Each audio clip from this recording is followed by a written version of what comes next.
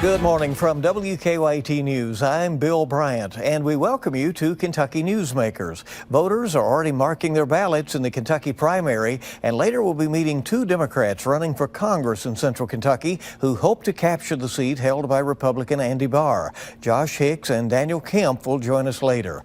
But first, protests and calls for action continue in Lexington. The demonstrations were sparked by the deaths of George Floyd in Minneapolis and Breonna Taylor in Louisville. But the local reaction has been a call to action within and beyond the African American community. Sarah Williams is a protest organizer who believes changes must happen, and she is joining us today, and we appreciate that very much for being with us remotely. Sarah, thanks again for speaking with us.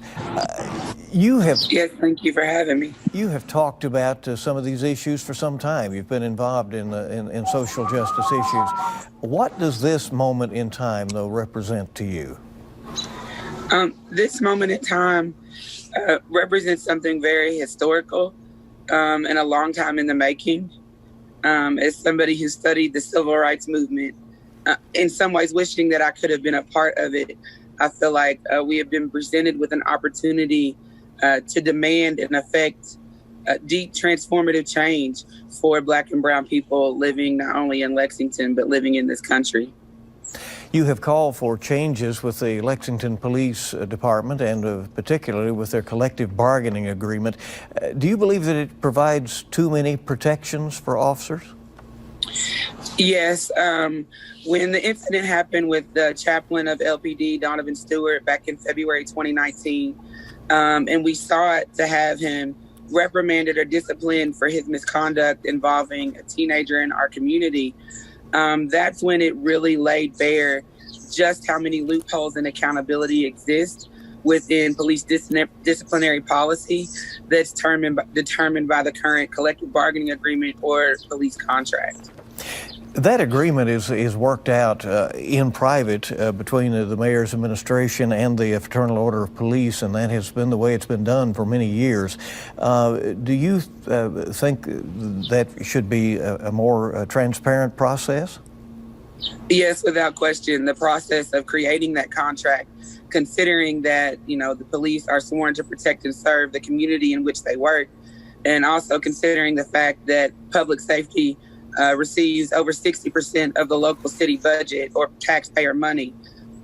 There should be an opportunity for community input and community participation in the contract that governs their conduct, their pay. And right now, as you stated, either the mayor can be at the table or somebody the mayor has appointed. And it has always been, from my research, and specifically for this one as well, a lawyer, a law firm that has been appointed to sit at the table with largely Fraternal Order of Police members and LPD officers and members to do those negotiations. And they are closed to the public, as you stated. Some have called for defunding police, while others are calling for more extensive training and more inclusive recruiting. Where do you come down on how to move forward in that regard? If exclusive or more inclusive hiring and training were the answer, we would have seen results by now, because that's been kind of the go-to political answer for some years at this point. I do support defunding the police. In the sense that, yes, it does open the door for us to have to imagine what that looks like. And we're actually working on getting some infographics out about imagining what that looks like.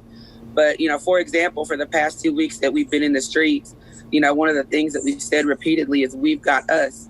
And it is displayed an example to not only LPT, but the broader community, how we are able to take care of ourselves, whether it's someone within the group that needs some redirection because we are peacefully protesting, understanding that there are some emotions involved with that, but also understanding that when we've had white supremacists cause issues, we've also handled that ourselves inappropriately. So that's provided an example of what that could look like. So you want a very broad discussion of how Lexington moves forward with law enforcement. Yes, I believe it's fundamentally necessary for us to achieve what I call liberation from the strange fruit of white supremacy. Unless you are someone that has melanin to your skin, it can be very difficult to understand the threats that we face every time we walk out our door, whether it's from encountering the Lexington Police Department or encountering somebody that is steeped in the white supremacist mindset, and what could follow after that. So we're not just seeking a shift in, yes, we want LPD accountability. That's the first step, but we're also seeking to transform the broader community so that we can all live freely. Are you proud of the fact that the demonstrations in Lexington have been largely peaceful and that those who have been protesting have been very diverse? Yes, I'm very proud of that fact. It has taken a collective work by a lot of people, a collective effort to ensure that protests remain peaceful. But we have successfully done that for 2 weeks and also taught the youth how to do that. In the first days of protest, there were some other things that went on that could have easily escalated situations to not being peaceful. And we've been able to not only redirect some of those folk present, but also teach them a way in which to do it peacefully. And I understand that is an example right now that people are looking at across the state and across the country. And I'm just very grateful for all of the people present who have helped make that possible. And as far as the diverse crowd, liberation and freedom from the strange fruit of white supremacy cannot come just from Black and brown people speaking up with our voices. It takes, our white allies standing with us. And it has been a very powerful and moving moment and a deep moment of community to see that happening here in Lexington. How does this move on and evolve beyond the protests that we have seen? Right. So we've actually already had several conversations with the mayor, with the police chief, with city council. Obviously, we've been in conversation with LPD in the past 2 weeks of being in the streets about meeting these demands. So the first step would be to have those demands met. We do plan on being in the streets and escalating protests peacefully as we see fit, so long as our voices are not heard. And especially considering that there are hundreds of clergy and thousands of people across the city standing with us to meet these demands. But then, my work in the past 6 years has also included looking further at what we need to address. One thing that's recently come up is racism within the Lexington Fire Department. And what we need to do is, at every turn in which Black and brown people are not treated the same way in which somebody that is white with no melanin to their skin is treated, we need to examine that.